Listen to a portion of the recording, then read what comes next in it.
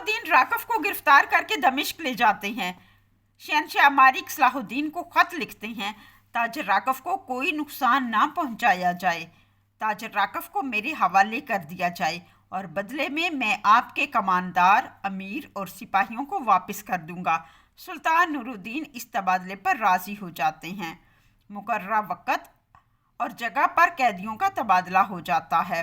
جب عمارق کی فوج تاجر راکف کو لے کر قدس جا رہی تھی تو بورو نے ان پر حملہ کر کے راکف کو اپنی قید میں لے لیا۔ بورو کے دو ساتھی دوست گوگ بورو اور کاراگوش برسوں سے لاپتہ تھے۔ کاراگوش کا لاکٹ تاجر راکف کے گلے میں تھا۔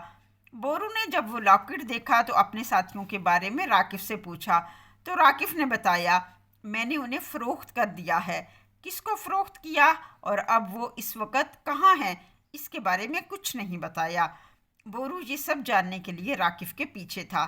راکف بورو کی گرفت سے آزاد ہونے میں کامیاب ہو گیا اور بدوی قبیلے میں پناہ لے لی۔ لارڈ گائے اور اس کی بیٹی سائرہ بھی اس کے ساتھ تھے۔ ادھر شہنشاہ عمارق شیلٹیون کی قیادت میں ایک فوجی کمک دے کر بدوی قبیلے بھیجتا ہے۔ شیلٹیون کے پہنچنے سے پہلے بورو بدوی قبیلے پر اٹیک کر چکا تھا۔ تاجر راکف اور سائرہ بھاگ جاتے ہیں۔ بورو ان کے پیچھے بھاگتا ہے۔ ایک مقام پر ایک گھڑ سوار گر جاتا ہے۔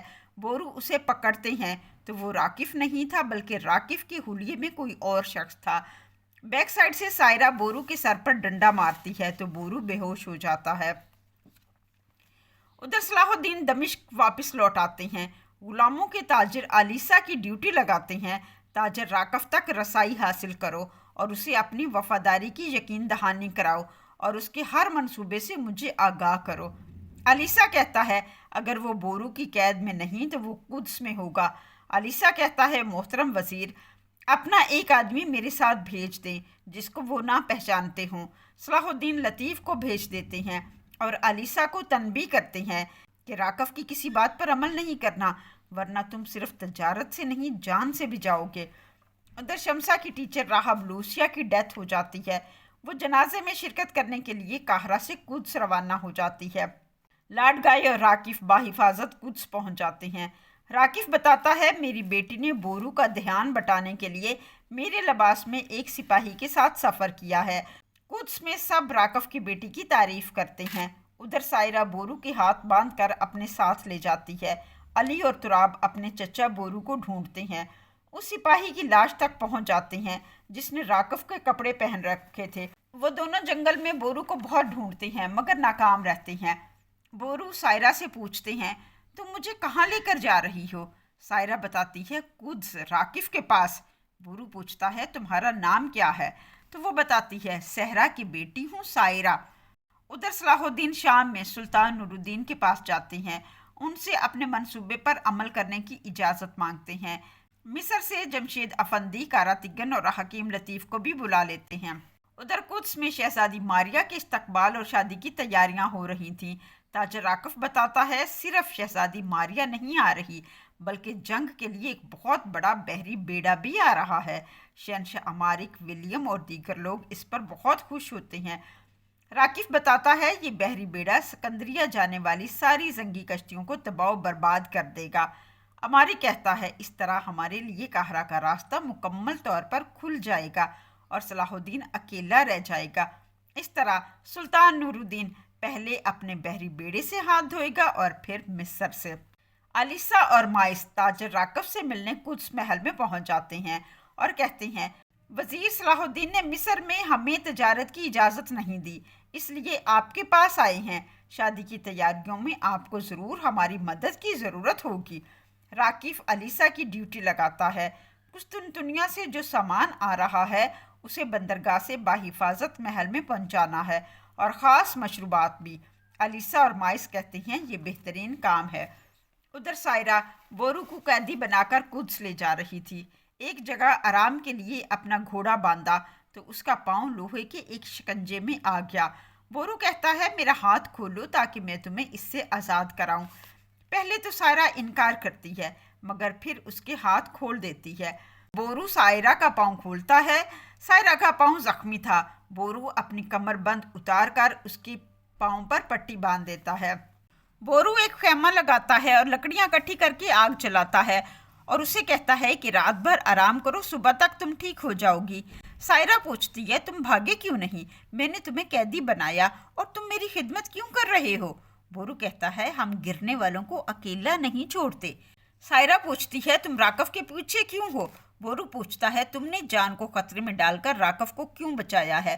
بورو جنگل سے جڑی بوٹیاں لا کر سائرہ کی مرہم پٹی کرتے ہیں اور سائرہ کو کاراگوش اور گوگ بورو کے بارے میں بتاتے ہیں اور بتاتے ہیں کہ وہ دونوں میری جان ہیں۔ سائرہ کہتی ہے تم نے دوستوں کی خاطر وزیر اور سلطان کی مخالفت مول لے لی ہے۔ بورو کہتا ہے وہ دونوں میری جان ہیں، کبھی کبھی جان بچانے کے لیے تھوڑا سا خون بھی بہانا پڑتا ہے۔ ادھر راکف کے کہنے پر انطاکیہ میں زنگی بحری بیڑے کو ایک شخص نزار نامی آگ لگا کر تباہ کر دیتا ہے۔ جب یہ خبر سلطان کو ملتی ہے تو وہ صلاح الدین پر بہت زیادہ برہم ہوتے ہیں۔ صلاح الدین وعدہ کرتے ہیں راکف مرے گا، شادی والے دن ہی مرے گا۔ راکف کا سر لے کر آپ کی خدمت میں پیش ہو جاؤں گا اور بورو کو بھی آپ کے پاس لے کر آؤں گا اور وہ آپ سے معافی مانگے گا۔ مجھے یقین ہے بورو کی نیت بالکل صاف ہے، اگر میں ایسا نہ کر سکا تو میں اس کی قیمت ادا کرنے کو تیار ہوں۔ ادھر راکف امارک کو بتاتا ہے مبارک ہو، اب نور الدین کے پاس بحری بیڑا نہیں ہے، ہم نے اسے جلا دیا ہے۔ نور الدین نہیں جانتا اس کا واسطہ کس سے پڑا ہے، آہستہ آہستہ جان جائے گا۔ علی اور تراب بورو کو بہت ڈھونڈتے ہیں مگر ناکام رہتے ہیں۔ واپس دمشق آ کر صلاح الدین کو بتاتے ہیں چچا کی کوئی خبر نہیں ہے۔ صلاح الدین علی اور تراب سے پوچھتے ہیں کہ بورو راکف سے کون سی اہم معلومات حاصل کرنا چاہتا ہے۔ علی اور تراب کہتے ہیں چچا جان، چچا خود ہی آپ کو بتائیں گے۔ پھر صلاح الدین کے ڈانٹنے پر ساری بات ان کو بتا دیتے ہیں۔ علیسا صلاح الدین کو آ کر بتاتا ہے کھانے پینے کی تمام اشیاء کو محل تک پہنچانا میری ذمہ داری ہے۔ صلاح الدین آتسیس ابراہیم خلیل کو کہتے ہیں تم لوگ علیسا کے ساتھ سامان محل میں پہنچاؤ گے، ہو سکتا ہے اس راہ میں تم شہید ہو جاؤ۔ اللہ تمہارے درجات بلند کرے، میں اپنے تمام حقوق تم سب کو معاف کرتا ہوں۔ کل تک کاراتگن حکیم لطیف بھی مصر سے واپس آ جائیں گے، وہ بھی اس مہم میں تمہارے ساتھ ہوں گے۔ ادھر جنگل میں رات ختم ہوتی ہے۔ سائرہ بورو سے کہتی ہے تم آزاد ہو، میں اکیلی قدس جاؤں گی، مگر بورو کہتا ہے میں تمہارے ساتھ جاؤں گا، مجھے راکف سے ملنا ہے۔ سائرہ بتاتی ہے وہاں تمہارے لیے خطرہ ہے۔ بورو واپس شام چلا جاتا ہے اور صلاح الدین سے آ کر ملتا ہے۔ صلاح الدین اسے پکڑ کر اپنے گھر لے جاتے ہیں اور کہتے ہیں تمہیں سب سے پہلے مجھے حساب دینا ہوگا۔ بورو صلاح الدین کو ساری بات سچ سچ بتا دیتا ہے کہ میرے دو ساتھی، ایک علم ہندسہ کا ماہر ہے اور دوسرا فوجی منصوبہ بندی کا، ان کو اغوا کر لیا گیا ہے، راکف نے انہیں فروخت کر دیا ہے۔ صلاح الدین بورو کو کہتے ہیں کہ تم گھر سے باہر نہیں نکلو گے جب تک میں راکف کو نہ پکڑ لوں۔ ان کی والدہ بھی کہتی ہیں سلطان نجم الدین کے بیٹوں پر کبھی بھی ظلم نہیں کریں گے۔ صلاح الدین کہتے ہیں شادی کی تقریب میں ہم راکف کا سر کاٹ کر سلطان کو پیش کریں گے، اگر ہم نے ایسا نہ کیا تو سلطان کے غضب سے کوئی نہ بچے گا۔ پھر علی اور تراب کو حکم دیتے ہیں کہ بورو گھر سے نہیں نکلے گا ورنہ تم دونوں سے حساب لوں گا۔ یاروکی صلاح الدین اور بورو کو دیکھ لیتا ہے اور آ کر سلطان نور الدین کو اطلاع دیتا ہے کہ صلاح الدین نے آپ سے کہا تھا میں اپنے بھائی بورو کے ٹھکانے کو نہیں جانتا، مگر بورو دمشق میں ہے، اپنی والدہ کے گھر میں۔ نور الدین کہتے ہیں اگر یہ بات غلط ہوئی تو تمہیں سزا ملے گی۔ نور الدین یاروکی کے ساتھ صلاح الدین کے گھر چلے جاتے ہیں۔ ان کی والدہ فاطمہ سے کہتے ہیں اپنے بیٹے کو میرے حوالے کر دو، وہ کہاں ہے؟ فاطمہ کہتی ہے آپ کی خدمت میں ہیں۔ نور الدین کے سپاہی سارے گھر کی تلاشی لیتے ہیں مگر وہاں بورو نہ تھا۔ فاطمہ کہتی ہے میرے بیٹوں نے اور ان کے باپ نے ہمیشہ آپ کی بھلائی کے لیے کام نہیں کیا کیا؟ اب ایسا کیا ہو گیا ہے کہ میرے بیٹوں نے کیا جرم کر دیا ہے کہ آپ کا اعتبار ٹوٹ گیا ہے؟ نور الدین کہتے ہیں کوئی شک نہیں، انہوں نے بڑی خدمت کی ہے مگر اس دفعہ وہ اپنی بساط سے باہر نکل گئے ہیں۔ بورو نہیں ملا تو سلطان محل واپس چلے جاتے ہیں۔ ادھر شمسہ راہب لوسیا کے جنازے میں شرکت کے لیے قدس جاتی ہے۔ سبیلا اسے اپنے والد کی شادی میں انوائٹ کرتی ہے اور بتاتی ہے کونٹس میلا بھی شیلٹیون کے ساتھ آ رہی ہے۔ شمسہ کہتی ہے میں ضرور شادی میں آؤں گی۔ ولیم امارک کو راضی کرتا ہے کہ شادی کی تقریب میں بیلین کو مدعو کیا جائے۔ ولیم بیلین کو مدعو کرنے خود چلا جاتا ہے۔ بیلین بھی امارک سے محل میں آ کر ملتا ہے۔ شادی کی مبارکباد دیتا ہے اور کہتا ہے سلطان نور الدین سے تجارتی حکم نامہ لینا آپ کی مخالفت میں نہ تھا بلکہ عوام کی فلاح و بہبود کے لیے تھا۔ اماری کہتا ہے ہمیں پرانی باتوں کو بھلا کر خوشیاں منانی چاہیے۔ نگران آ کر اطلاع دیتا ہے شہزادی ماریا قدس شہر میں داخل ہو چکی ہے۔ شہنشاہ امارک، سبیلا، بالڈن، بیلین، ولیم اور تمام عملہ اسے خوش آمدید کہنے کے لیے محل کے گیٹ پر جاتے ہیں۔ تاجر راکف بھی اسے خصوصی خوش آمدید کہتا ہے اور پوچھتا ہے آپ کا سفر کیسا رہا؟ ماریا بتاتی ہے جافا کے مقام پر غریبوں کی بستی سے گزرنے کے علاوہ باقی سفر شاندار تھا۔ ولیم کہتا ہے عوام آپ کی آمد سے پرجوش ہیں۔ ماریا کہتی ہے مجھے جوش و خروش پسند ہے مگر ان کی سانسوں کی بدبو مجھ سے دور رہے۔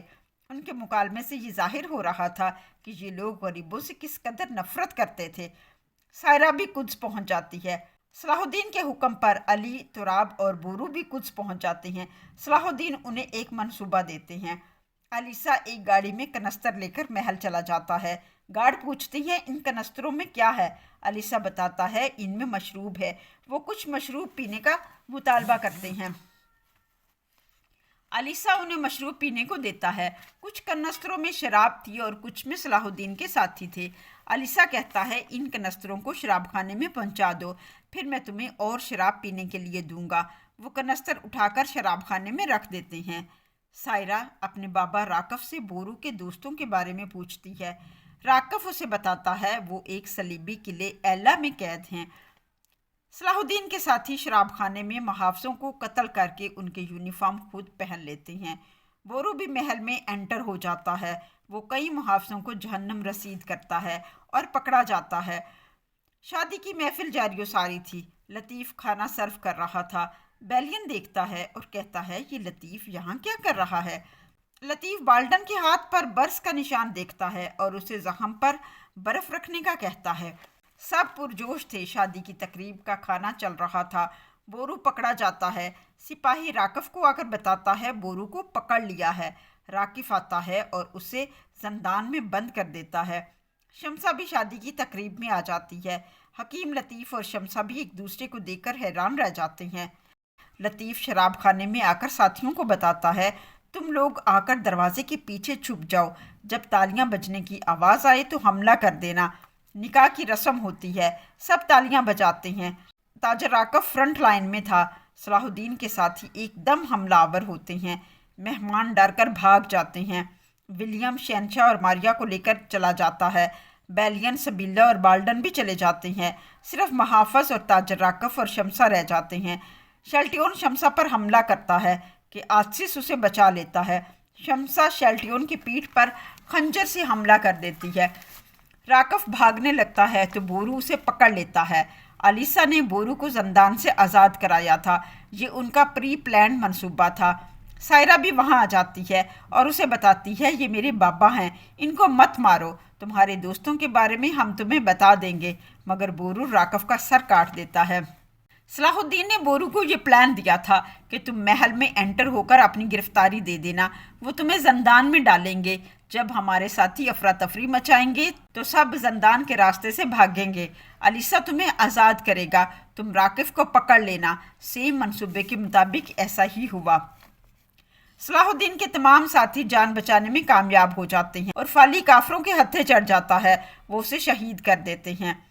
ادھر سلطان نور الدین بذات خود صلاح الدین کے گھر تشریف لے جاتے ہیں اور صلاح الدین سے کہتے ہیں تمہارے وعدے کا وقت ختم ہوا۔ اتنے میں بورو راکف کا سر لے کر آ جاتا ہے اور کہتا ہے معذرت کے ساتھ یہ راکف کا سر قبول کیجیے۔ نور الدین پوچھتے ہیں یہ سب کیسے ہوا؟ تو بورو بتاتا ہے میں نے راکف کا پیچھا کیا نیک نیتی کے ساتھ، اگرچہ میرا مقصد پورا نہیں ہوا۔ نور الدین اس کا حوصلہ بڑھاتے ہیں۔ صلاح الدین بھی اسے قابل فخر قرار دیتے ہیں۔ ادھر شہنشاہ مارک سے ماریا پوچھتی ہے اپنے ہی محل میں اپنی ہی شادی والے دن کیسے جرأت ہوئی دشمنوں کی ہنگامہ کرنے کی؟ امارک سب سے ولیم، لارڈ گائے بیلین سے پوچھتا ہے صلاح الدین کے آدمی محل میں کیسے داخل ہوئے؟ کوئی اس بھید کو نہ جان سکا۔ سائرہ بتاتی ہے بابا مر گئے، بورو نے انہیں مار ڈالا ہے۔ ادھر نور الدین عرفالی کے لیے دعائے خیر کرتے ہیں۔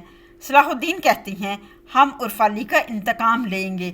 शहंशाह अमारिक सायरा से कहता है, हम राकफ का बदला लेंगे। सायरा कहती है, ये इंतकाम मैं खुद लूँगी। मारिया कहती है, सायरा तुम्हारे बाबा मेरे भी दोस्त थे, ये शादी सिर्फ उनकी वजह से मुमकिन हुई है। मैं जानती हूँ तुम अकेली अपने बाबा के कातिल को कत्ल कर सकती हो, मगर इस तरह तो तुम अपनी मिरास खो दोगी। सायरा कहती है, फिर मैं क्या करूँ? मारिया कहती है, वो जिएगा मगर हर सांस उसका अजियत बनेगा। देखो सायरा, बड़े इंतकाम के लिए बड़े इत्तेहादी चाहिए होते हैं और तुम्हारा इत्तेहादी तुम्हारे सामने है। तुम मिस्र चली जाओ और इंतकाम लो, तलवार से नहीं बल्कि अक्ल से काम लो। उधर कारातिगन, हकीम लतीफ़, शमसा मिस्र जाकर काजी फाजल को तमाम वाक़यात की तफसील बताते हैं और उन्हें तारीख़ लिखने का कहते हैं। खलीफा के महल में बुदवी कबीले का सरदार राकफ का दोस्त नज़ार छुप छुपाकर महल में खलीफा के सिपाही रज़ा तक पहुंच जाता है और पूछता है, क्या मामला है, मुझे छुप छुपाकर क्यों आना पड़ा है? रज़ा बताता है, सलाहुद्दीन ने खलीफा को नज़रबंद कर दिया है। रज़ा, शायद तुम्हें भी अब जिंदा ना रहने दिया जाए, उन्होंने राकफ को कत्ल कर दिया है। रज़ा कहता है, तुम्हारे फसाद फैलाने वाले बंदे कहाँ हैं? नज़ार बताता है, कुछ मर गए हैं और कुछ शहर में हैं, बताओ क्या काम है? रज़ा बताता है, शमसा ने दवाई की सूरत में खलीफा के लिए जहर दिया था, जिसकी वजह से खलीफा मौत और ज़िंदगी से लड़ रहे हैं। अवाम को सलाहुद्दीन के ख़िलाफ़ भड़काना है। सलाहुद्दीन और बोरू अपनी वालदा को अपने साथ मिस्र ले जाते हैं।